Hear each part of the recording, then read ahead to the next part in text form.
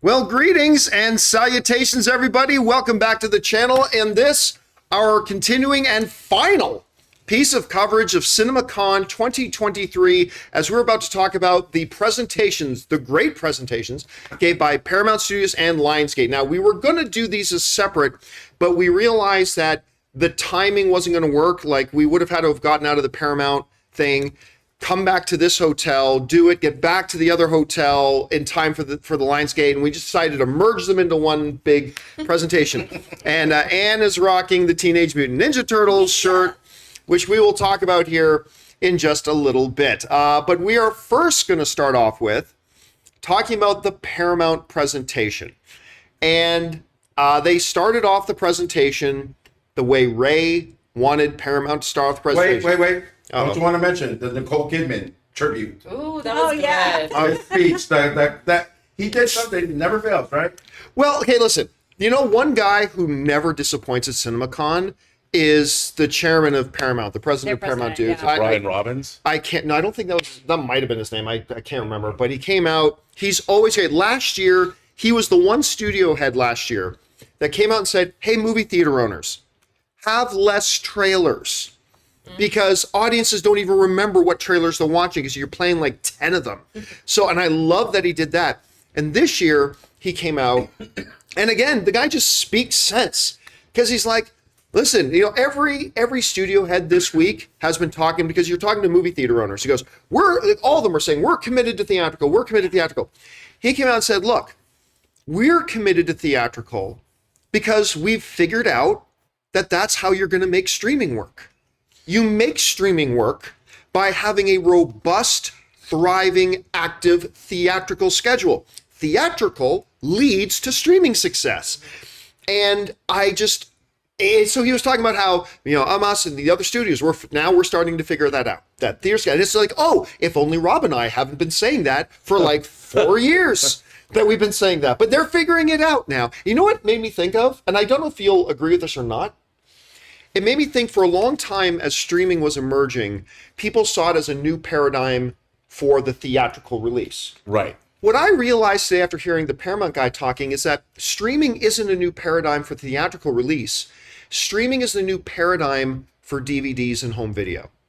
And just how DVDs, Blu-ray, physical media, home video, pay-per-view, all that kind of stuff, that was the yin and yang of theatrical release, that then you did this.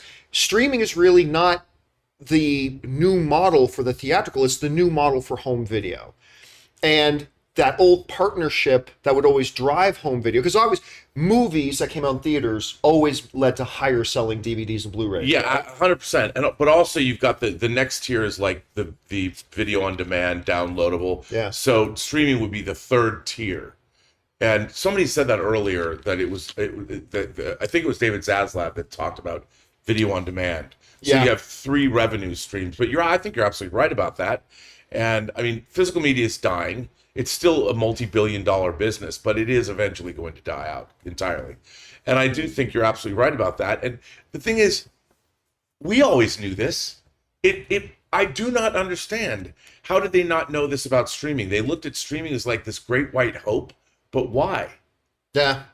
Why? And now they're learning that, hey, when we still put our movies in theaters first, we get great results on streaming. Yeah. Imagine that. And they were talking about that. And that's why legacy TV shows do well as well. After the fact as well. Yeah.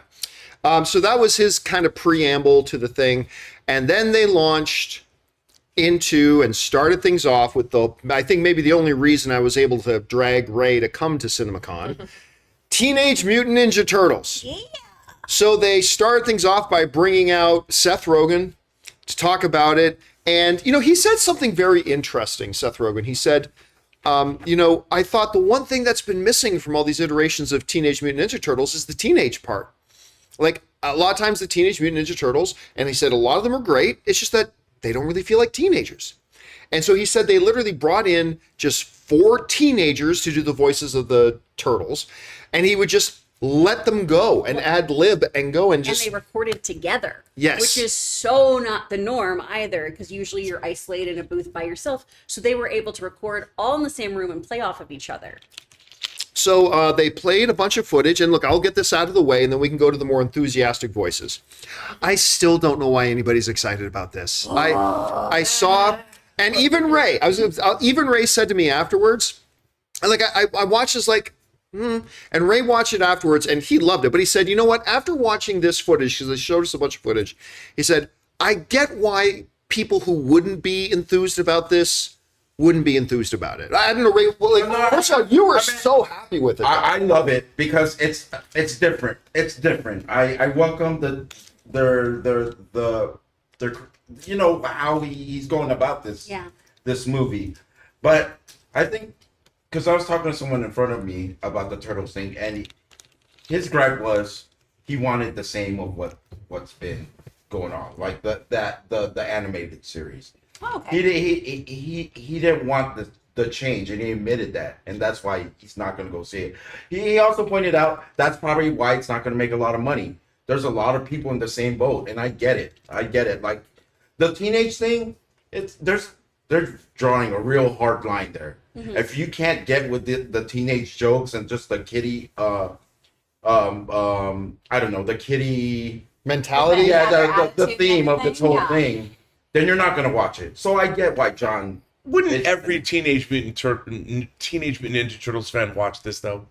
I think so. Well, he just talked to one that wasn't happy about it. People are always saying that now. This is something new. Well, I refuse to watch it. I'm like, who are you keeping? Yeah, because like it's not Star the Trek. thing I wanted it to be. Yeah. I'll say this, though. I will say this. Like Star Trek. I'm not going to touch that. But I watch all Star Trek. I'm not going to touch that. That's true. Time Okay. out. But I guess I'll say this. Paramount though, so they do. I don't like. I'm not. I haven't been thrilled by what I've seen from this new Teenage Mutant Ninja Turtles, but I disagree. I think it's going to make a lot of money. Me too. I think it will. I think it's. What did you think about it, man? Oh, I think it's. I love the animation style. Yeah. Yeah. I think it's super Bebop unique. and Rocksteady look great. I think they look great. It does really look like it's out of a comic book the way that they've drawn them, and I love like poop jokes, so I also love teenage. Although after watching Joyride, I'll never look at Master Splinter again. Say it again. Not going to say anything more on that. Oh then, my god! But not they gonna say did show anything more about Splinter in the trailer. They did show Splinter in the trailer. Yep. Yeah. Bebop and Rocksteady. I don't know if they released. Did they release this yet? Well, in the trailer, they showed us our first look. Well, at least mine. Right? Well, it wasn't a. They did show us. Well, the thing is, we watched like a full scene, like a whole long scene when we got introduced to the villain of the film. Mm-hmm. What's the name of the villain again? I have no idea, but he's voiced by Ice Something Cube. Fly. He's voiced by Ice Cube. What's that? Yeah, he's a fly. I can't Definitely remember his looks name. like a Yeah, Something Fly was. I don't think. No. Yeah, Something Fly is the name of it, and But the way Rocksteady and Bebop look. Superfly. Short- Yeah. Thank you, Al Johnson Show and Jason Knight. yeah, Live Chat. thanks for that. Superfly is the villain of this movie. They're like short and stumpy and just real cute. Yeah. I just think the whole thing is just adorable. I hate to say that about Ninja Turtles, but Oh no, it I loved is. it. So we got, again, I thought Bebop and Rocksteady looked really great. I think I agree with Dan that the animation style, it's very unique, and they kind of described it as wanting the animation style to feel like it was literally panels from a comic book jumping off the page. That's cool. And and when they said that, I said, you know what? Yeah, I can see that. So again, I don't know that this movie is going to be for me, but I think it will be for a lot of people. So we'll see how that. And they started the whole thing off with a 25 or 30 person dance troupe dressed in Ninja Turtle costumes, running on stage with a DJ on stage and doing this that dance means routine. They're all in on this. They're all in on this because they did the same thing with Sonic last year. Oh, Yeah. Oh, and the president of distribution for Paramount Studios literally came out on stage with the dancers doing their routine and then gathering around this light-filled manhole cover sewer, and the sewer level comes up, and he rises up out of the sewer in a Ninja Turtle mask and everything. that's cool. Pizza. Oh yeah, he started getting pizza out. I was like, man, I wish you were been down there because people were turning it down. I couldn't believe it. Right? I would take that pizza. That looked like a good ass pizza too. Yeah. Like big slices. Oh. So that was Teenage Mutant Ninja Turtles, and now you got to forgive us because this presentation was like 10 hours ago, and I'm trying to remember everything that happened. They went through a bunch of just reveals of what's coming. Other Yeah. animation. Other animation. It was What was some- SpongeBob. Oh, So we're getting SpongeBob- Avatar, The Last Airbender. Oh, that looked Oh, good. the image looked great Avatar. because it's Avatar: The Last Airbender with the classic characters, The Aang Gang. but now they're about 20. Yeah. Yeah. They're about 20 years old Yeah, now. So you see they look Aang good, man. looking older now, Yeah, they and look good. Kira. They didn't show us any footage or anything. It's like more than a year and a half away. Wow. But they just showed us this great image that looked really, really good. Oh yeah, the very first reveal after that was the return of Transformers.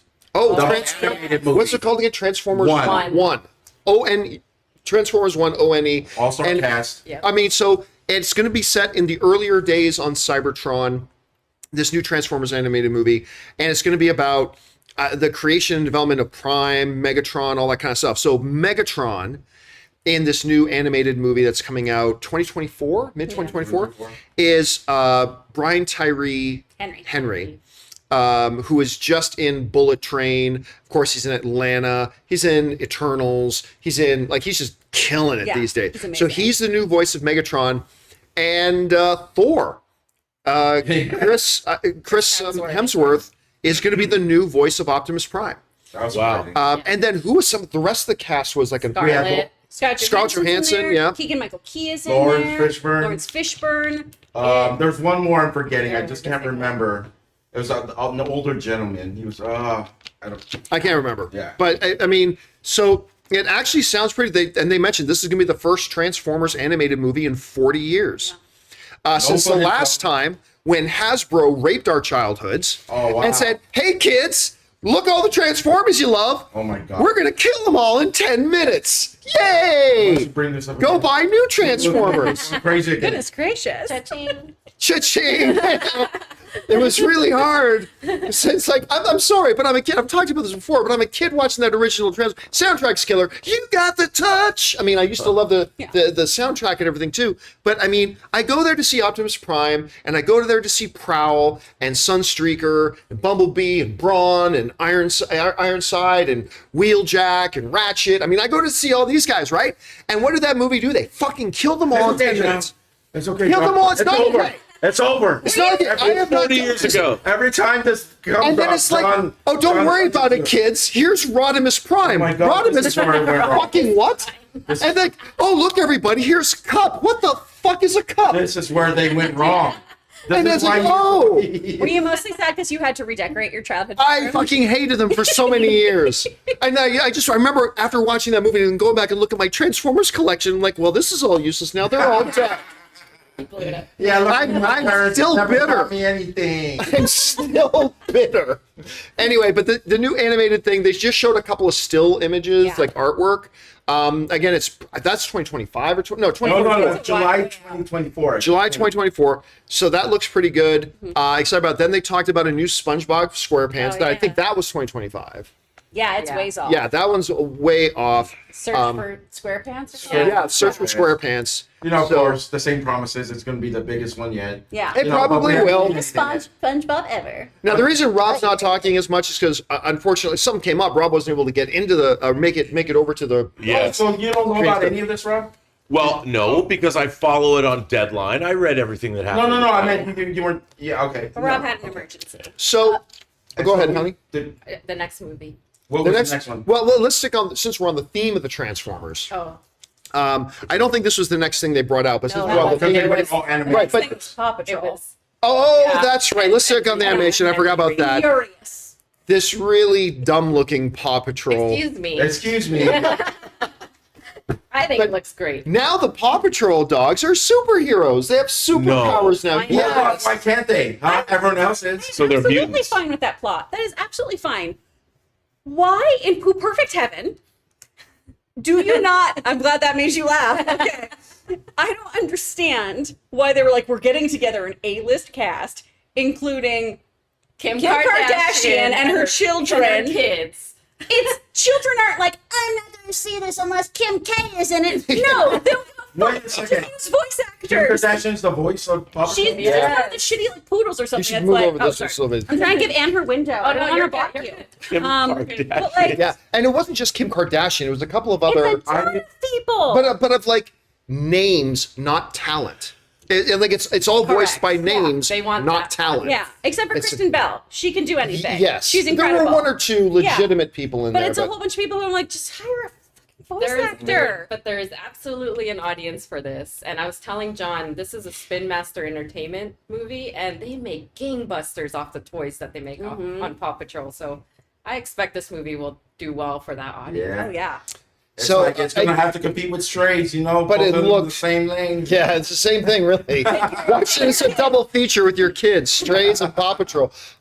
It didn't look very good. What? It didn't look very good. You too, Chris? I was so mad about the voice acting thing, and I Come on, know you I'm didn't think biased. it looked good, I know though, I'm right? biased. I'm telling you, that little fat bulldog or Oh, dog, she's whatever. precious. Everything he did, I was He's like, perfect. I don't know what you are really because this animation is really bad. I can't tell what. And it wasn't fit. It was Well, not like fit. half of the animation Yeah. wasn't finished, so that's fine. But I will ride with that dog wherever. I loved him. Yeah, He was he sweet fell boy. asleep in 1 second. So Who does that? Yeah. In here, who does that?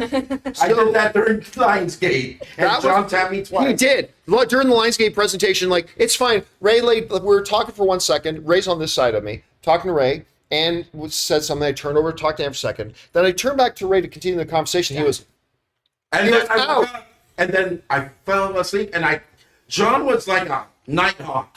I couldn't even no, get that no, one no, breath no, in. no, no, was it? No. Here's the problem. I didn't mind if Ray fell asleep, but we're surrounded by theater professionals, right? And he's like, this, he was yeah, that's quiet. fine, and that's fine, until it's. Hey, I might have done that I'm doing my yesterday. version of Optimus Prime. I thought we're still Paramount. So I'm having to hit his leg. Wake up! No, I think you were sticking things in my mouth. Yeah, Making me choke dropping on that. popcorn in his mouth. You're getting Okay. all the theater owners to throw stuff in my mouth. I know it. So that's Paw Patrol. So then they bring out the two. Well, they bring out Dave Capel. They bring out Wait, you missed one movie. Steven. Stephen Capel. I said definitely what Dave what Chappelle. movie did you miss? Wait, am I mixing it up? Or Paw did Patrol. Rihanna not come out during? Oh, yeah. Yeah, even I knew. I was going to say, wait a minute. Yeah. This That's was the right. last of the So animation. then they announce another animated movie that nobody asked for. Yeah, nobody did. Another Smurfs movie, and it's another hybrid of animation and live action. And Smurfette this time is going to be voiced by Rihanna. And so, and then they thrilled the audience with Rihanna came out on stage. And talked about, she wanted to do this because she wanted to score early points, cool points for her kids. Because she's in her third trimester, pregnant, like on stage. She was talking with it. Very heckin' pregnant. She glows though. Yeah. Like, One- Well, she always does. She's Rihanna. One Yeah. interesting note about that is the title card. It said not Smurfs, the Smurf, The Smurfs singular movie. was it? Did it just say? Yeah. There was no S. There's no S. Oh, That's it's just why I think Smurf. it's based on her. And the Her. origin of Smurf. Yeah. Oh. Yeah. Well, So- but they They talked talked about their all. about that. But when she was describing, when the studio head was describing, he was talking about the Smurfs. They're going to be getting. Yeah, but this, look at the blah, blah. title card. There's no S. Okay, on it, right? no. Yeah. All right. And Rihanna's also a producer on it too. Yes, which really means we'll give you a producer credit if you will come and And voice she'll make this. the music. And Yeah, sing and it. she- Oh yeah, yeah, she's going to make original music Sing for it. it. Yeah. Yeah. Yeah. She's going to make several Yeah. several songs. Yeah. She in here right now?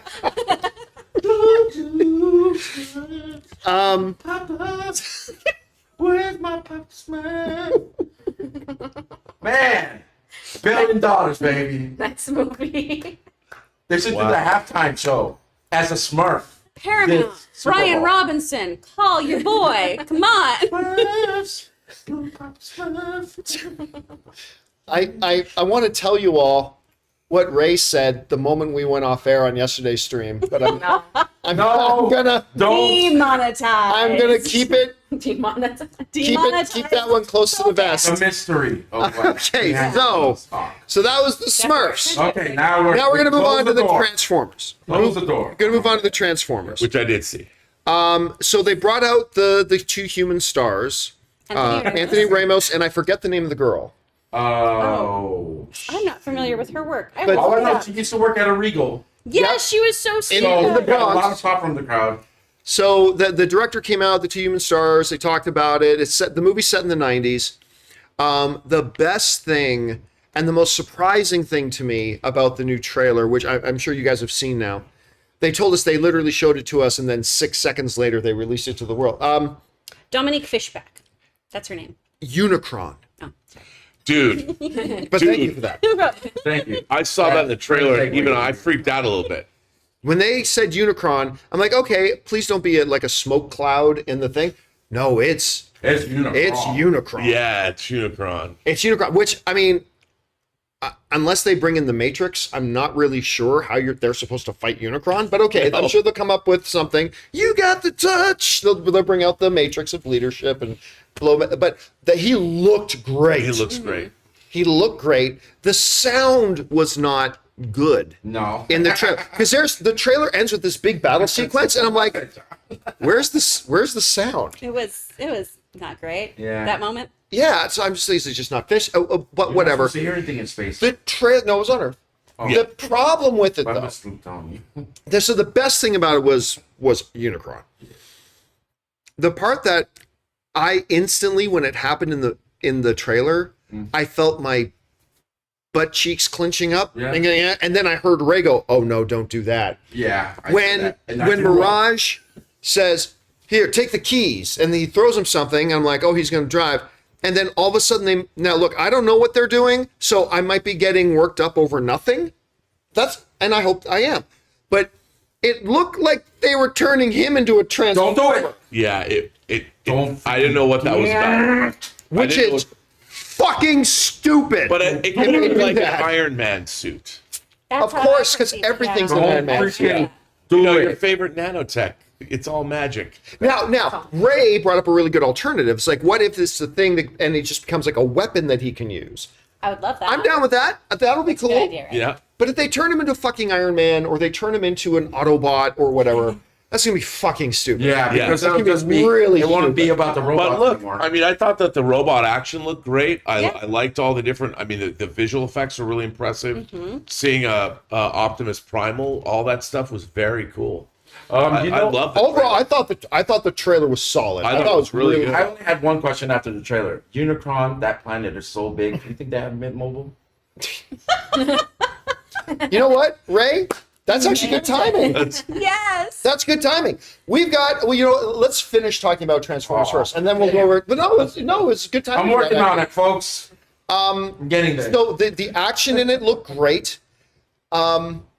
Peter's, I mean, I don't know how old Peter is now, but Peter Cullen? Yeah, Oh, yeah. Okay. you're starting to really hear the age in his Yeah, voice. yeah, I noticed that too. Right. It's almost to the point where you still recognize it's Optimus Prime. Well, it's been 40 years. Yeah, absolutely, absolutely. But it's Good Canadian kid, by the way. even he doesn't. Good points for that. Thanks. Even he doesn't really sound like Optimus anymore. Right. And He You doesn't. notice that? Yeah. You're talking about the special intro Well, too, yeah, right? and it's also like when Optimus Primal was talking, Yeah. that wasn't supposed to. I was like, is that Peter Cullen? I don't think so. I believe It's that's someone not it. else. Yeah, that's he was somebody born in 1941, so yeah. Peter my Cullen. His voice is God. gonna Wow. change Yeah. a little bit. So if Peter Cullen was born in 41, Yes. that means he's 80 something. 82. Yeah. Optimus Primal is Ron Perlman. Oh, that's who now. Okay, all right. He might take Yeah. over the prime spot. 80, right? so Peter Cullen Well, at 82. apparently Chris Hemsworth is taking over the Prime That's spot. young prime. That's young. Yeah, I know. But maybe he'll start doing that. I in the didn't future. hear him in there, but Denny Rojas is gonna be a voice. Danny Rojas. Cristo Fernandez. I Football love is him. life. I'm hungry now for some reason. Doesn't he have a taco shop in that? Didn't you just eat cake? Well, it doesn't matter. It's not tacos. It's not tacos. So, but again, overall, some things that make me a little bit nervous, a little bit worried, but overall, solid. I mean, the Unicron appearance, I loved. But although one classic Transformer live action movie problem, when there's big action going on, you can't tell who's an Autobot and who's a Decepticon sometimes. Yeah. Or who's a Maximal and who's a, what's the name of the other ones? Predacon. Predacon. No, Predacons is from. And then there's one with a T. I don't know. I'm not a good. Aren't the Predacons from the regular Transformers? I thought those Are they Beast Wars I things? thought they were Beast Wars. Terracons. Terracons? Terracons. Thank you. Yes, Terracons. And that's classic live action Transformer issue, is that a lot of times when there's big action sequences going on, unless it's the bright red of Optimus Prime, sometimes it's very difficult to pick out, okay, who's shooting at who and what's going what. But that was just from a short clip. Again, overall, listen, I loved the first trailer. I continue to be experiencing Stockholm syndrome with Transformers movies, because every single time I buy into the trailers, and then every single time they, kill me and send me back to my loved ones in boxes. But whatever. I think this movie looks good, and I'm going to believe that it's going to be more Bumblebee than it is Transformers 2, 3, 4, 5. Speaking of that, Anne noticed something in the trailer. She asked us, "Do you think Bumblebee dies?" Oh yeah, Because he gets shredded, right, in the middle of the. more than shanked. Yeah, no. Macheted. What were you gonna say? I was going to say, they did bring up that this is coming off of the heels of the Bumblebee film. Yes. So I do think it's going to be more in the vein of that. Yeah. Than, Which I think the real false question in six Anne's mind sparklers. is, will Haley Steinfeld make a surprise cameo appearance in it? That's Just for interesting. Probably in the beginning. Maybe in the beginning, saying bye to Bumblebee. Right. By the way, thank you to Leandro Urina, who sent in a super chat badge in our live chat. Thank you for that. All right. Wait, one last thing. One last thing. My only problem with the Transformers is we didn't see a lot of RC. I want to see more of her parts. I don't know, is RC even in it? Yeah. The pink. Yeah, but I don't know. I don't know if that's RC. It looks like RC. I mean, it did look like, but I thought I heard it was another we only character. saw that part where she's like sliding in that van on that cliff. I kind of want to see a little bit more of her. I'm not. Maybe that's not RC. Maybe that's That might maybe- be Nightbird. Oh, people in the live RC? chat are saying it's RC. Okay. Okay, so there you go. It is RC. For some reason I thought it was somebody else, but okay.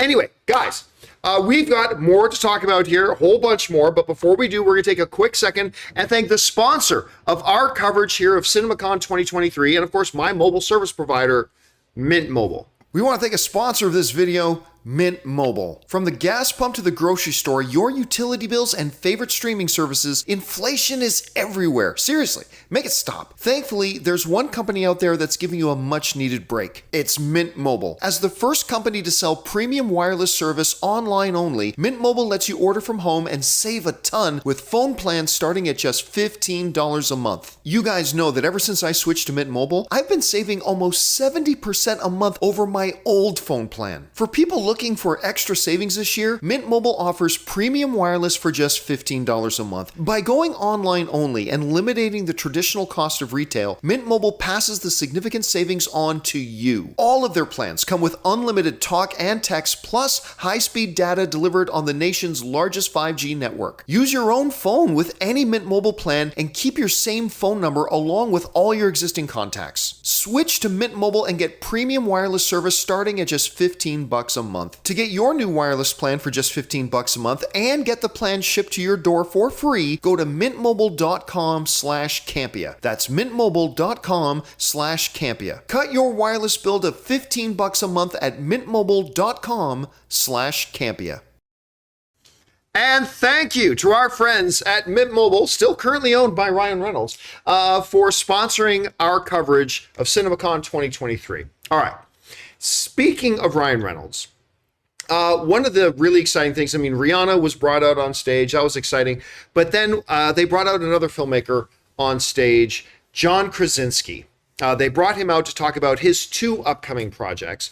And the one is one he's got starring Ryan Reynolds and Steve Carell is as well. It's actually got a really, really good cast. It's his upcoming film called If, where it takes this young girl who befriends Ryan Reynolds. And this young girl has this power, they call it, to be able to see and talk to other people's imaginary friends. Oh my god. The ones they had as children. The ones they had as children and as kids. And we've heard the concept before, but they actually played us some stuff. And I got to tell you, I think it was Ryan who said, this is basically a live action Pixar film. Mm-hmm. And he's absolutely right. When they started playing some of it, we're like, this is what a Pixar film would be if they kind of brought it into live action. And they didn't give too much away or whatever, but all the stuff they showed us was really charming and funny. And I'll tell you what, I've been interested in this project because it's John Krasinski, but I'm really excited to see this movie now. And again, it's called If. What did you think about the footage? Oh, it looks adorable. It's so amazing. I love this kind of stuff. I was a big Drop Dead Fred Oh, fan. yeah. I loved that movie so much. That's about imaginary friends, one specifically. But this looks really, really charming. The cast is stacked too. It's Phoebe Waller-Bridge, it's Luke Gossett Jr., it's Bobby Moynihan, it's tons and tons of people. It looks really, really fun. And I love that John Krasinski was saying he wanted to make a movie that his kids could watch before the age of 40. But, yeah, he wanted to make a movie that was basically not The Quiet Place. Yeah. What did you think about the If stuff? I think the characters themselves look really unique, and I like Yeah. that they integrate really well with the real life set and the people that are the actors that are in it. And I love that everybody's imaginary friend is different. Very different. Like the cup with the ice cube in it is somebody's imaginary friend. Oh my god, I didn't notice that part. I didn't notice there was someone that. Oh Now, my look, God. I know it's a totally different studio, but if somehow they work out a partnership where one of the imaginary friends is Bing Bong, I might cry. Justice for Bing Bong. I might actually cry in this thing. So that looked great. Now, that led up to this other movie that he's got coming out that he's not directing this time, but he is the producer of it, and it's his brainchild. Quiet Place Day One. And he said, we're going to take it all the way back to the day the alien invasion begins, and it's going to take place in the loudest city in the world, New York. And as soon as he said that, I'm like, oh, all right. I'm totally in. all right. And sure enough, and of course the great Lupita Nyong'o is starring, Academy Award winner, and it was only about, 3 minutes? Something like that. 3 minutes they showed us, Intense. and we never saw the monsters. But, Never saw the monsters. John, did you have a problem with Lupita always carrying a cat? Only in one shot scene. No, because it Pretty was sure really. the cat didn't survive Oh, the first 2 seconds. Yeah, and I like to believe she was taking it to be euthanized. Oh my god! That's my head. That's my head. No, Terrible. No, Campea. let's make it a That's double terrible. spin because John, she knew the aliens were coming and it wouldn't survive. So. That's right. It's all about that. I got you. Stupid. Sometimes. Cats are stupid. I don't think she spoke a word in that trailer. No, she didn't say one word. Yeah. She had some people speaking words to her, but we didn't hear one line of dialogue from her. Like a lot of her in it, but we don't hear her say anything, which I think that was by design. They did one of my favorite shots though. It's always looking at the sky and an invasion about to happen. Yeah, this great part where they step outside of this bus and then kind of look up to the sky and all these what look like meteors falling to Earth, and then all hell breaks loose in New York. And listen, I love the Quiet Place franchise. I think these films are masterpieces. I just absolutely adore them. And this looks like it's going to be no less, so I really dug. What did you think of it, Ray? From what I saw, it looks fine to me. I like alien invasions. I don't know. They should make it happen in real life. They should Alien make it happen invasions? in real life. All right. I mean, there's not much to say. It's going to be tense as heck. Yeah.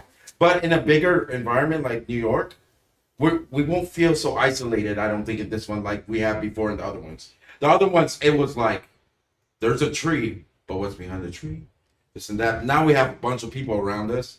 It looks like she escapes to like maybe a subway system or something fell because it was dark in one of those things. I don't know. It'll be interesting to see. I love origin stories of things that happen that destroy something. So, All right, so that was John Krasinski's part for that. So we had Rihanna come out, we had John Krasinski come out, and then it just kept getting bigger because then they brought out who they refer to as the maestro, Martin Scorsese, comes out on stage in his wee little legs. Yeah. Take him to this.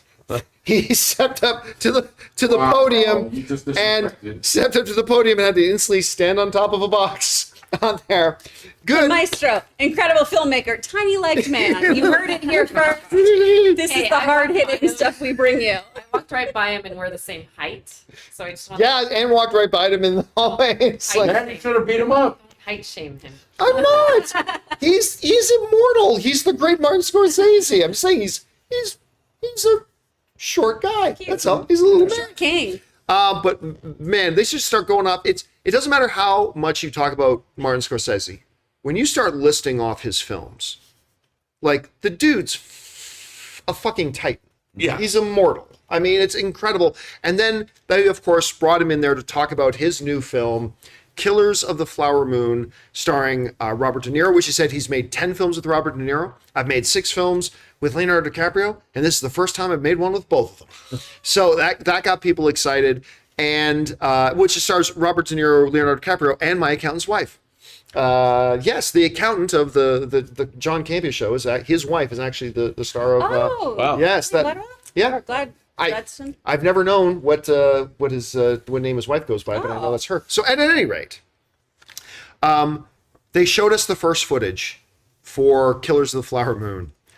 It gave me Mississippi Burning vibes. Yeah, I can see that. It totally gave me Mississippi Burning A little bit of vibes. Tombstone in there. It is. If you're thinking you're going to go walk in and see a Wolf of Wall Street kind of Martin Scorsese movie, no. That if you're looking for some hilarity and some no. This is just really fucking tense, really tense and really awful. Mm-hmm. And when I say awful, I mean you're seeing people being awful. Yeah. Right. And listen, and I mean this in the best way possible. I felt icky. That's by design. They want you to feel the ickiness of what people can be. Yeah. And all I know is that thing ended. I'm like, I gotta watch this movie. Oh my God, I gotta watch this movie. It looks so good. I don't think they put any of it online. And I don't think they're going to, but oh my God, it looked good. What did you think about the Killers of the Flower Moon stuff? It looks so intense. Yeah. And yeah, I mean, it's a really timely thing too, just talking about like taking resources and things like that too. And it's one of those things of just, oh my gosh, how far we've come and how little we've come as well, of just like, this is the same stuff that we were dealing with constantly in the world. And the fact that he worked with the Osage people too is really, really fantastic on this. And it just looks so powerful and upsetting. It has a lot to do with the oil in the area. And it just, it's going to be a really intense film. It began with one of the someone saying like, oh, we moved them out to the worst parts or like the worst. We talk about this First Nations tribe, and they said we gave them the shittiest piece of land. Ha ha ha. Only then they found out they had oil on that. Yeah,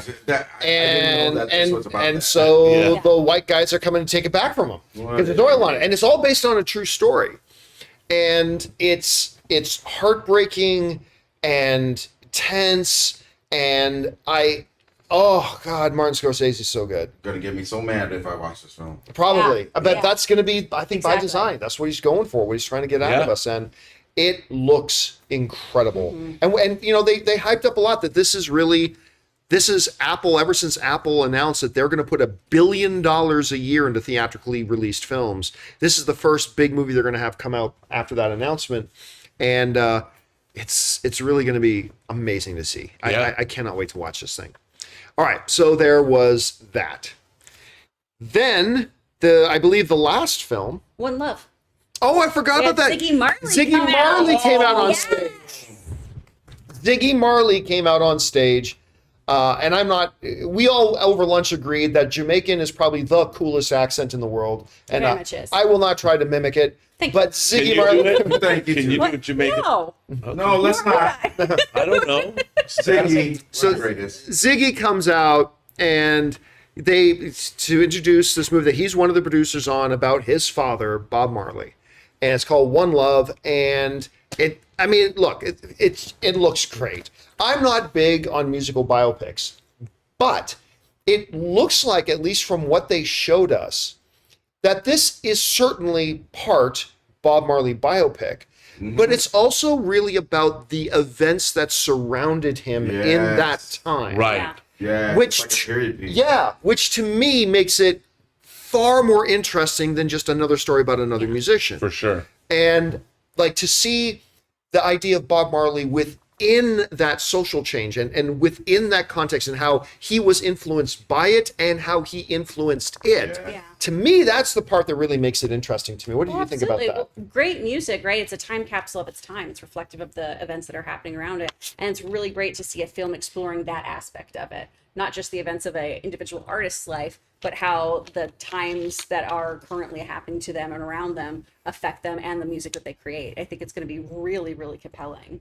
By the way, thanks to Zachary Zarvos, who sends in a super chat badge in live chat. Thank you, Zachary. Appreciate that. There's a quote in that trailer too that was really great. He's like, "I don't care about my life. Something all I care about is something with the people or the culture or something like that." I don't know.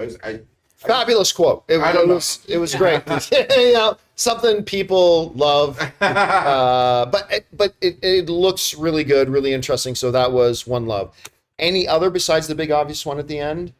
That's everything, I think. I think that's everything. So that then brought us up to them talking about Mission Impossible: Dead Reckoning Part 1. This is what they ended the show with. And of course, the head of the studio came out and just gushed about the success they had last year with Top Gun Maverick and McHugh, as they're calling Christopher McQuaid these days. McQuarrie, I mean. They're just calling him McHugh. Him and Tom Cruise and all this kind of stuff. And they showed us a trailer, which the new trailer for it, which looked great. That's wonderful. And then the lights went down after the trailer. And by the way, Irene Jobson sends in a $10 super chat badge. Thank you, Irene. She would. Love Irene. So the lights went down and the after the trailer, and the trailer was good. And the guy comes out, and I remember thinking, as the president of the studio is walking back up to the mic, I'm thinking, really? That's after all you did with the other Tom Cruise things? That's all you're going to do about Dead Reckoning? All right, whatever. And so the studio guy says, that's our presentation. But you know what? We just had a huddle backstage, and we decided two things. Number one, we're going to move up the release date. So they moved it from like the 17th to the 15th. Yeah, they moved it by 2 days. Yeah, they moved it by 2 Wednesday. days. It's amazing, man. That's groundbreaking move. 2 days. So That's Leadership. that shook us. It shook the pillars of heaven. So they moved it. It's going to let them engage with their destiny. So they moved it up by 2 days. And David Zaslav. that was a little bit of a Zaslav. Wow. 2 days they moved it up. But then he said, but you know what? We're going to show you 20 minutes of the film. And he said, now, Tom wanted me to emphasize two things. One, that this is not the beginning of the movie. And number two, what was the second thing? That's not quite polished? It's not the completely finished cut. So Yeah, they it's still not need the to make like some edits and things to it. So, but they said, we're going to show you 20 minutes of it. And it's classic Mission Impossible, classic Tom Cruise. Basically, it's really one big, long, prolonged, insane car chase. Oh, with cool. Palm Clementif as a villain who, if you may know her by her other name, Mantis in Guardians of the Galaxy. But Palm Clementif is hunting Tom Cruise Nice. in this. And it looks, and they're in Rome. They're just having this big car chase scene through the streets of Rome. And it's gorgeous and beautiful and intense and a little better than other Mission Impossible movies. Some really cool dialogue going on in the car. Because what's the name of the actress who's in the car with him? The one he's running with? Oh, the agent. It's Haley Atwell. Haley Atwell. Thank you. Haley Atwell, Agent Carter. Yeah. Yeah, there you go. And the dialogue between, it's basically the whole car chase is Tom Cruise and Haley Atwell in this car, and the dialogue between them is actually really, really go, turn left, okay, or turn right. Watching Tom Cruise deliver that stuff was so fun, Yeah. so funny. It's understanding that it's Tom in that car driving it down those stairs and all this kind of stuff. It was immersive. It felt great. And here's the thing. It was a 20-minute section of the movie, and it didn't at all give us any sense of what's in the movie. Yeah, that's cool. Oh, that's cool now. For the Marvels, it's not cool that we don't know anything about the movie. Wow. Oh my God. No, no, because you already know what a Mission Impossible movie is. But we don't know anything about this movie. And I agree. I think that is cool this far out. I still think that's cool. And honestly, the 20 minutes, they gave really nothing of it away. No. Like, other than, okay, she stole something, government's after him, hitmen after her, they're both running, it's like a three-way chase scene going See, that's on. cool. Thank you, Rob. Back to you, John. You watch Well, I haven't seen it, so I don't know. Tom, Three-ways are always cool. Tom Cruise gets Eiffel Towered by, I knew it. again, another reference to something else. It looked fantastic. It looked really, really great. Your thoughts on what we saw from Mission Impossible? Well, I went pee during this. So. What? I had been sitting there for so long, John. I had 3 Dasani bottles. Back to you, So John. you missed? I watched the first Back to 5 the minutes of it, and I was like, I gotta pee or I'll pee my pants. Wow. Okay. I didn't know that. Yeah. I can't wait for him to ask me. And, Wait, no, go me first. Go me. oh, okay, Ray, what did you think of it? I fell asleep during the first 10 minutes He did. because they were talking. But then as soon as they got in the car, I was like, I rose from the dead. I was like, holy shit, this is awesome. Please don't talk anymore.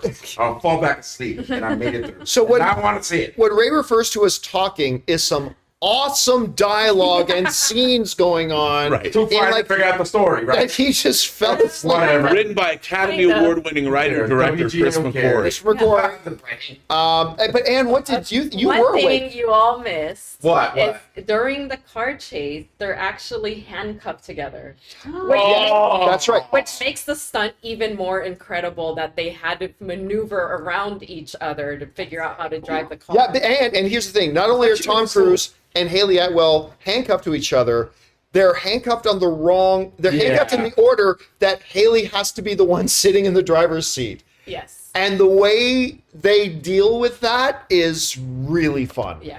And that I'm glad you brought that up, baby. It was just I got so to fun. And when the scene ended, I said, "What happens?" I was so mad. Oh yeah, because the scene ends on this. It's like and then the scene ends, And then the Twiddle screen Real goes and then black, Mission and it's like, Impossible. oh, what's gonna happen? But yeah, it looked and sounded fabulous, and so that was the Paramount presentation. Not quite as great as the Universal one, but I mean, Paramount again. They brought out on stage Rihanna, John Krasinski, Martin Scorsese, Seth Rogen. I mean, all these people just came out and said they're right there in front. It was really, really cool. So again, bravo to Paramount for a great presentation. A number of their projects they have coming out. I'm super excited to see. A lot of animation. A lot of animation they have coming. Appreciate that. I got to admit, not a lot of that I'm interested in. Yeah, but we gotta appreciate. But a lot of animation coming, and it's going to serve a lot of the audience, and they did a great job. So now let us fast forward a few hours after that. We walked in for the Lionsgate presentation. Now, the Lionsgate's presentation was really only about 30 minutes long. The reason for that is because they wanted to save almost all their time for a full screening of the new comedy Joyride. And we'll get to Joyride in a second. But they came out and started talking about their upcoming features, and I can only remember one of them. What were some of the features that Lionsgate talked about besides the big one? Oh, golly. I'm trying to remember Oh everything. yeah.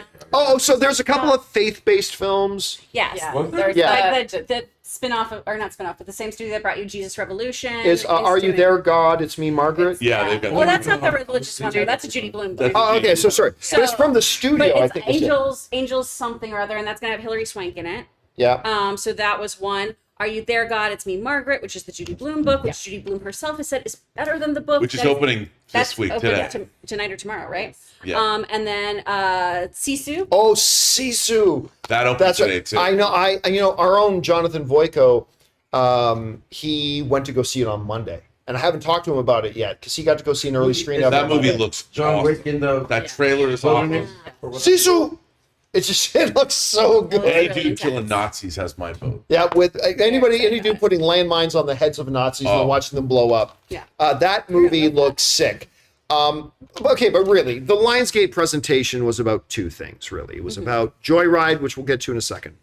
And it was Hunger Games, a story of A ballad of songbirds and snakes. Yeah, Song of It takes place Snakes and 62 Ladders. years before the Hunger Games. The black Now, It's the story of Oh, yeah. Snow.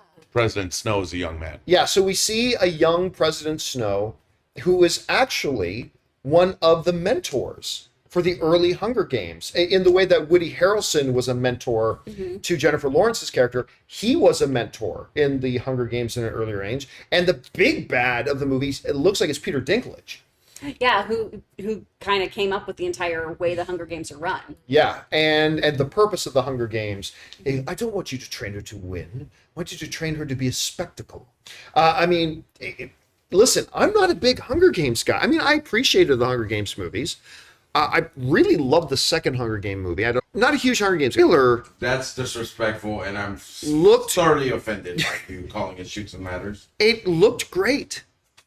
It looks great. It looks great. Now, I will say this about the presentation that they showed us.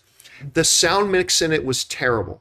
So I think I missed half the dialogue because It was hard to hear. their Yeah, music hard and to sound effects, it was like Christopher Nolan did the sound mix on it. Wow. Was like so overblown, and the vocal dialogues with the dialogue audio levels were too low. But just they Francis made Lawrence is back directing. yes, who So he directed directed- 3 of the yeah. original 4 films, and I feel like we saw more of Panem in that one trailer than we saw in almost all of the other Hunger Games. Yeah, Yeah. in a way we haven't seen it before. Absolutely. Yes, it felt more real. It felt more organic. real, and it really looks terrific as far as dystopian sci-fi goes. Yeah. I was like, I didn't have much interest. I didn't read the book. Neither did I. But seeing this trailer really piqued my interest. I'm like, this looks Yeah. really good. Especially when you have Viola Davis showing Oh. up and talking about, How running great these was she? games. You've got Oh. a young, the young version of Stanley Tucci's character, Yeah. right? Played Yeah. by Jason Schwartzman in this too. I didn't know that was happening. That's very fun. And the theme song they used during the. It What was great. the theme song? Hunger Well- Games, yeah. Yeah. Damn it, Ray. You didn't- No, but they did use it.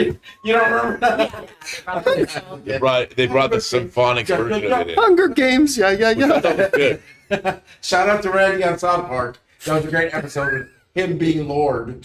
That's all I heard the whole time during the trailer. Hunger Games. Yeah. So, but I mean, it looks like a dystopian future. Even the color palette of the cinematography, it didn't feel gray. It felt immersive. Yeah. And the color choices, the palette they chose for the cinematography, like conveyed the sense you're supposed to feel in the world. And I'll tell you what, look, Snow, turns out, did not start off bad.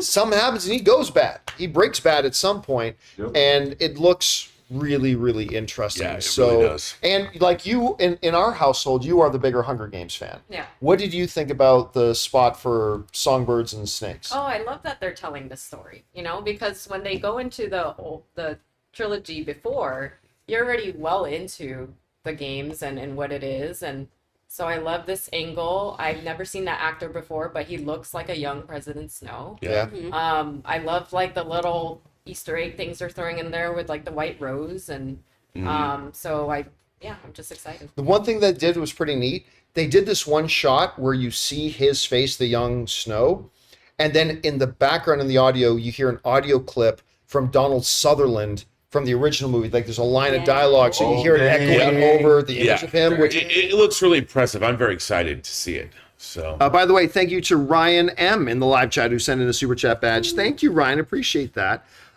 So yeah, that was Hunger Games: A Ballad of Songbirds and Snakes. I still think it's an awful title. But sign me up as being somebody who's actually quite excited to see this movie. I think this looks great. Now, I saw somebody ask in there about, hey, didn't they talk about Expendables 4? They really showed us a list of people. Yeah, they showed us a list. And we got Expendables 4 coming. Who's going to star this, and this? And then they just moved on. Again, they only had a little bit of time to talk about their upcoming slate. They wanted to focus mostly on Hunger Games and what we're going to talk about now. yeah. Which is Joyride. So I first really became aware of this movie. Like I remember hearing about it being that Seth Rogen was producing something. That was a while ago, whatever. But Anne, I think, was the first one who's like, oh my God, wasn't that Joyride trailer great? I'm like, what Joyride trailer? And she brought my attention to the Red Band trailer of it. And it was one of the funniest trailers I've seen this year. This whole movie's Red Band. Yeah. Yeah, but we'll get to that in a second. It's great. So we're going to show you Joyride, and the president of the studio comes out. But first, we're going to they brought out the writer, director, the 4 main stars, and Seth Rogen to talk about it. And as soon as they start talking to the director, who spent 2 years working on Ryan the Last Dragon, so she was one of the main writers of that. She was one of the main writers of Ryan the Last Dragon, and she had just directed what did they say she had just directed before that? I'm trying to remember what it was, but she had worked on something else before that.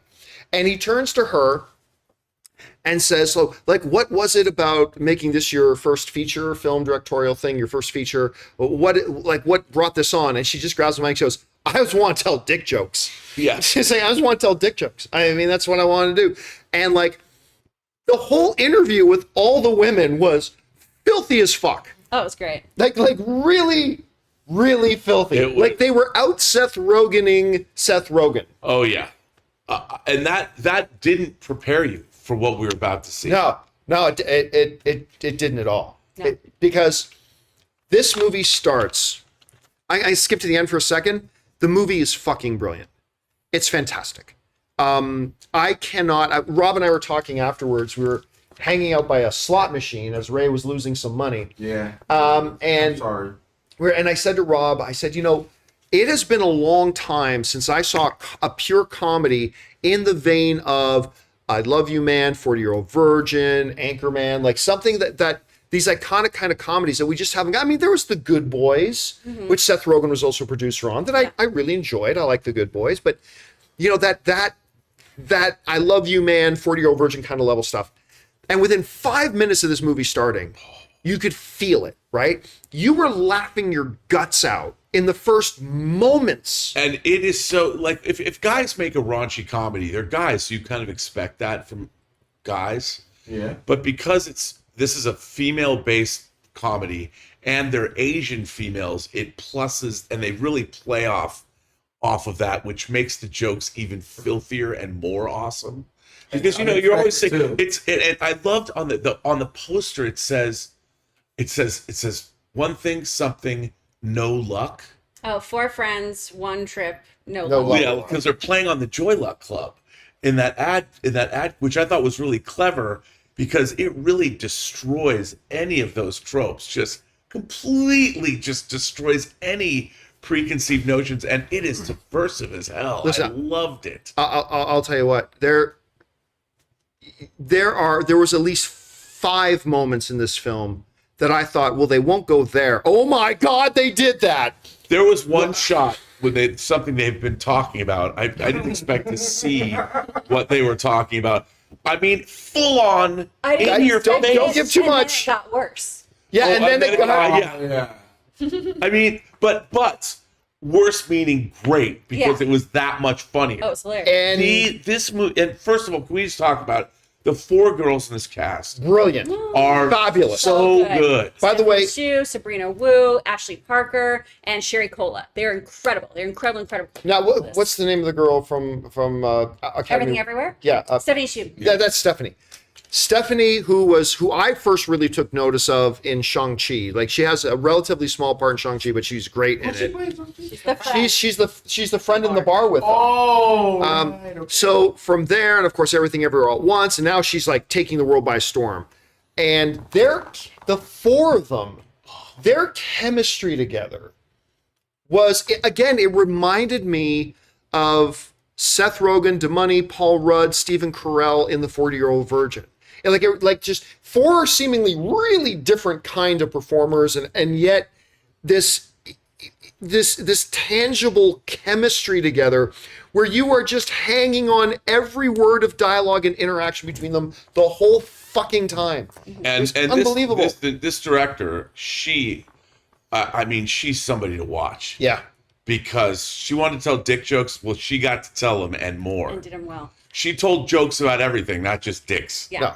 Adele Lim crushed it. And it also is a movie that's a lot of heart, too. I don't know about you guys. But It really did. There's one particular scene where I was like, oh, okay. No, I guess we're doing that. there's a scene where a message is left for somebody on a laptop. That's all I'll say.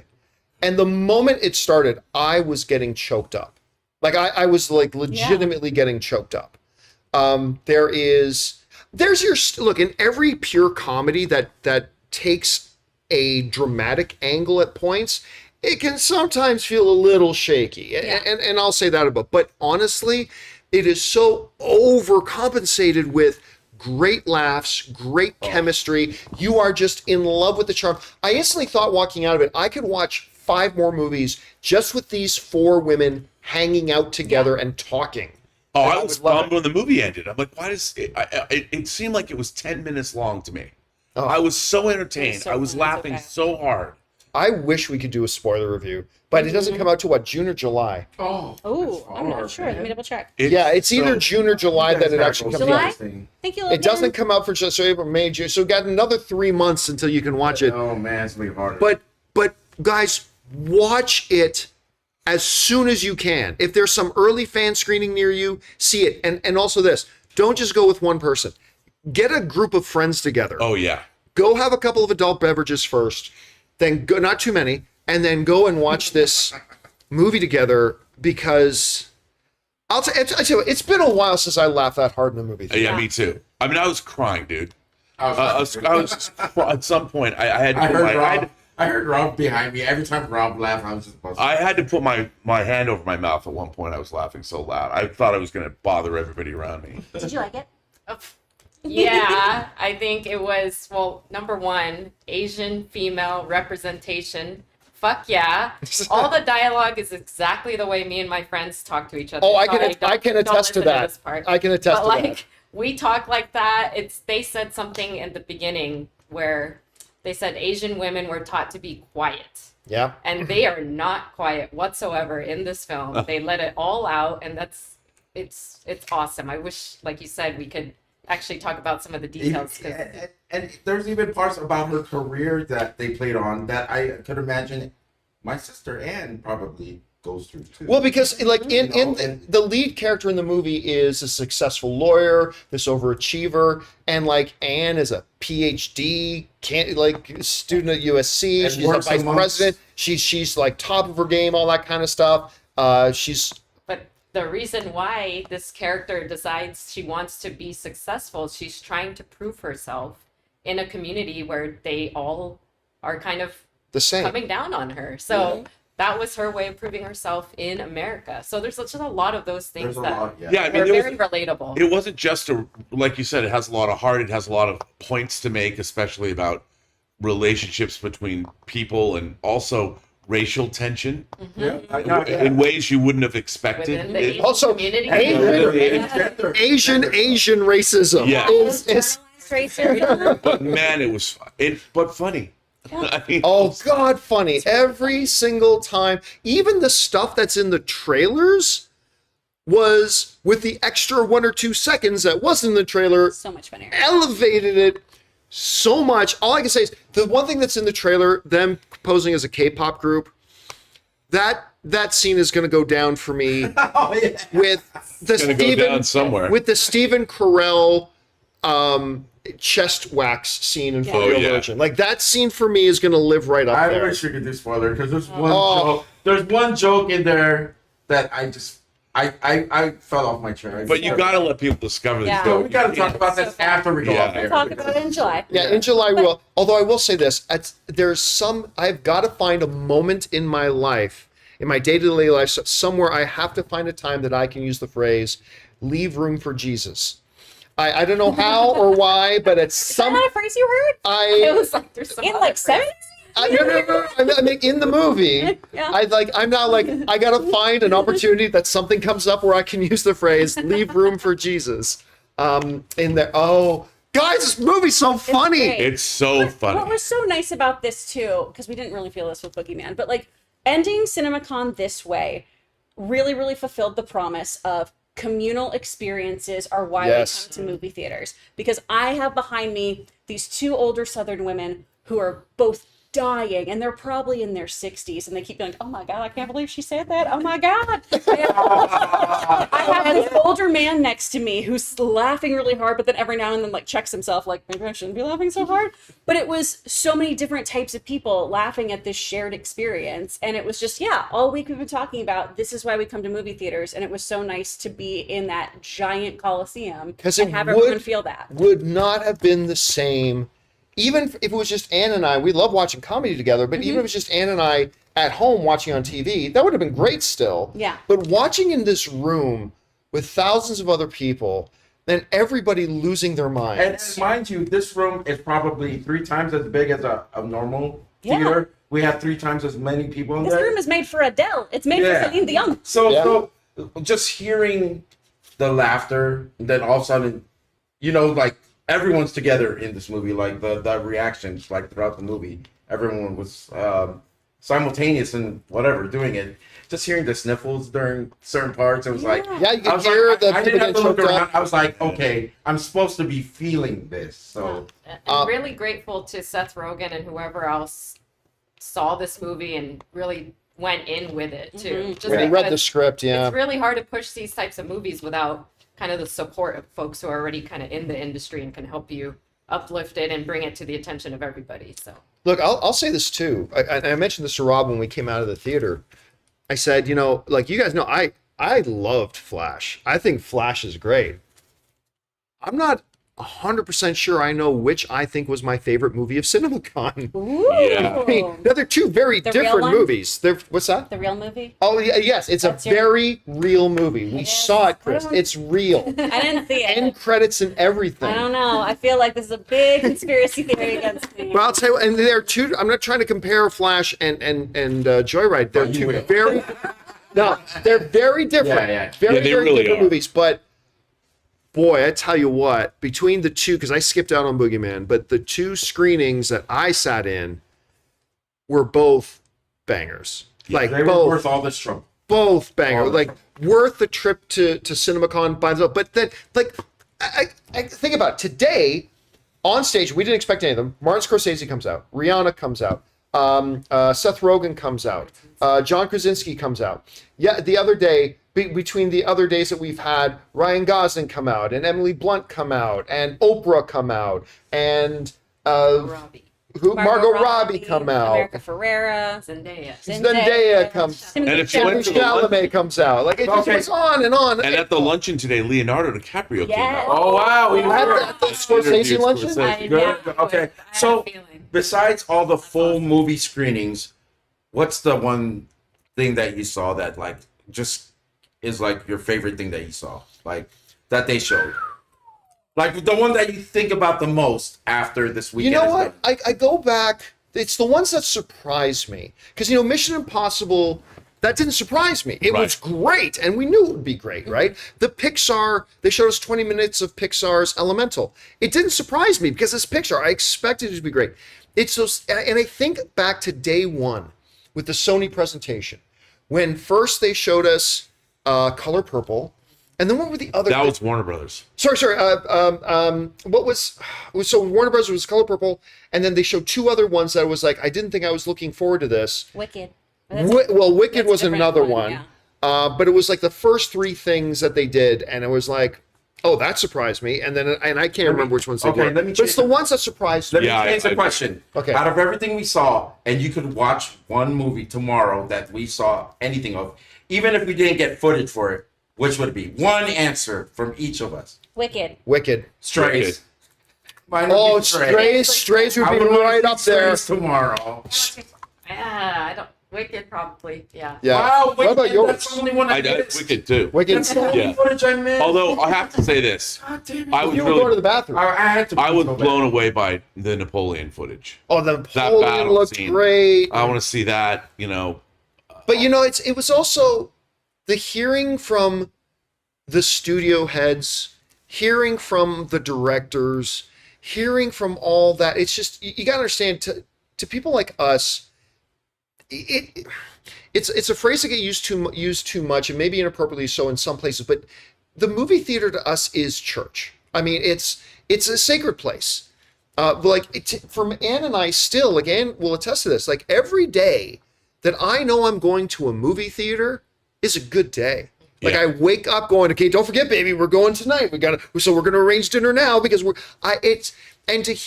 to be at something like this where it's thousands and thousands of people, the people who make the movies, getting together and talking and sharing the deep, passionate love that we have for the movies, in particular, being watched the way they were meant to be watched in a movie theater, and that Indeed. communal experience and celebrating that is one of the big reasons that I know for me, Rob, I love coming to CinemaCon every year. That's What exactly are you it. walking away with? That's exactly well. The fact that everybody seems to have a newfound commitment to theatrical distribution. Well, 2022 certainly helped. I mean, yeah, with the whole idea of the streaming wars that we've been talking about. Streaming's great.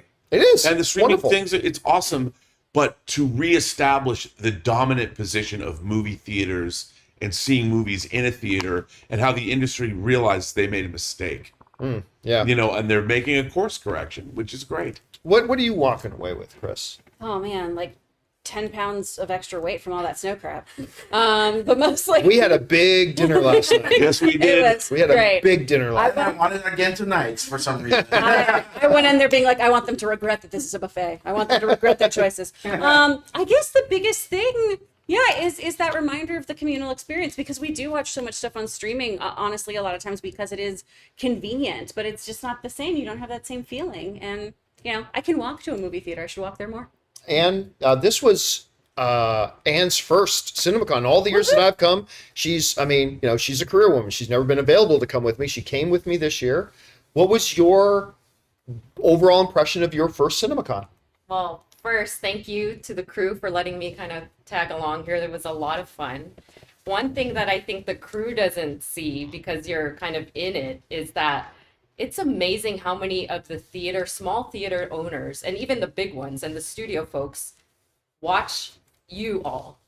And they came up to you and they said, wow, we watch your show. We met people from Bermuda, Honduras, like Yep. Yeah, it all was over crazy. the world Almost every state you can name. that are part of this community, which I thought, kind of just as an outsider coming in was like, yeah, we've got theater chain owners and you've got studio folks there, but you forget how kind of small the industry is at the same time, and that I was just getting to walk with this group and they would get stopped all the time. Did you see that guy that said hi, or someone said hi to me, and I still don't know how to take it, so I'm sorry. But he said, you're like a deer in headlights when I said hi to you, because I still don't know how to react to. I'm like, I genuinely assume I know them. So I'll be like, what? How do we know each other? And they're like, we thank you. don't. Yeah, but thank you to everyone who was so And- kind enough to introduce themselves. Yeah. Anne has developed this ability where she can identify from about 25 feet away when somebody's about to come up and approach me. She's like, that guy's going to come over and say hi to you any minute now. Because like every once in a while, he just kind of looks at you for a second, and that guy's going to come over any second now. They And probably then, have the same look in their eyes that she had in her eyes when you guys first dated. Like, like this person is like, you know what I mean? you Like, clearly weren't there that the first time we did. that was a joke that didn't go right. I was trying to explain something to Wow. make it more semi-weird, but They can't all be bad. forget it. Let's go back to, you're about to ask me what my last name is. I was about to go to you. What was your big takeaway I'm from happy CinemaCon? that the last thing that we saw made us all happy. Yeah. And particularly, it was from a race that I. You are. I was going to say, I thought you said that I identify with. I think it's a little bit more than No, that. I'm just I feel very proud right now that that's what we got at the end. Yeah, It was you a know good what? move. At the end of the day, guys, go to the movies with your friends more. Go to more movies with your friends. It's such a great experience. And the fact that we all got to sit there together and laugh, and it's just such a good experience. Anyway, guys, that will wrap up our CinemaCon 2023. A big, huge thank you to NATO for that's the North American Theater Owners, or the the National Association of Theater Owners. A big thank you to John Fithian, who's been the head of the Theater Owners Organization for many years, and this was his last year. He's retiring after this CinemaCon. Thank you to all the movie theater owners who came up to us this week and to talk to us. And you guys make the experiences we have. You facilitate it all, and we thank you. Thank you to all of you guys for following along and watching our content that we've been doing this week. There is going to be a John Campea show tomorrow. It's going to be more of a skeleton crew tomorrow, but come by and join us for the John Campea show tomorrow. Me and Jonathan and Ray will be in studio. Guys, thank you so much for everything. Make sure that if you're inspired by all the animation stuff that we've been hearing about, you can go and learn how to do that shit. Yay! With Chris Carr as your instructor at speakfriendstudios.com. Yeah. So make sure you go there. You want to get some of the commentary from Robert Meyer Burnett, just go on YouTube, search for the term Robservations, and you will find Robert Meyer Burnett talking about some shit nobody else on YouTube talks about, and takes approaches to them that nobody takes the approach Sponsored by to. the John Campea Show. Sponsored by the John Experts Campea Show. every every job in Hollywood. He knows everything. Yeah, and that's such a great collection of people that he talks to. Go check that out. Find me at Chipotle. Ray will Maybe be napping on my couch let me go somewhere, ahead of you in line, and I will give you a shout out. Come on. eating my food. And by the way, Anne has like the best podcast in the world on project management and the tools of project management that you can take in your everyday life, called the Everyday PM. And where can people find that, baby? There, just search the Everyday PM on YouTube and you'll find Turtle power, baby. Turtle That's Power. right. Thank you to John Lennon, who came with us this weekend. Oh, yeah, John Lennon back We there. ran across Logan. Ann and I were walking down the street, the Vegas Strip, and we literally walked right by Logan. And I've never seen Logan in a hat, and I've never seen him in sunglasses. Oh, he's So I had no idea who the fuck this was coming up and so talking to fucking us. cool the whole week. He's like very cool. But one quick story. Me and Ann got off the elevator. Logan was behind us. I didn't know it was Logan. And what did he say to us? Where I was like, are we about to get murdered I don't by the remember. nerdiest white man? Because Logan's voice is the most non-threatening, but he said this sentence to us, and I was like, I go to Ann, and I'm like, we're about to get murdered by the nerdiest white guy ever, right? You know what? I said to myself, This is true. A bunch of people ask, they've never met Logan. Logan, can we have you come over here for a second? come on. Asleep in Oh, the yeah. Oh my God, he's literally asleep in the chair Yeah. across from us. Should we turn the camera and then make him regret do sleeping? that. No. for his whole life? He's Long week. he's We've literally been sleeping this right there. entire week while we've been here. He's been doing all the Speak Friend editing and stuff. So he's been editing while we have been doing all these conventions and checking up on all of our clients and doing all kinds of stuff. So now he's just snoozing. Aww. Guys, again, to all of you, thank you for joining us. Thank you for coming along this journey with us. We have now a full year of content to talk about as we go. And so that will do us. Next time you see me, at any rate, we'll be back in Los Angeles. Thanks a lot again for joining us, guys. And that'll do it for us from Cinemacon 2023. Talk to you later next time, guys. See you later. Peace out.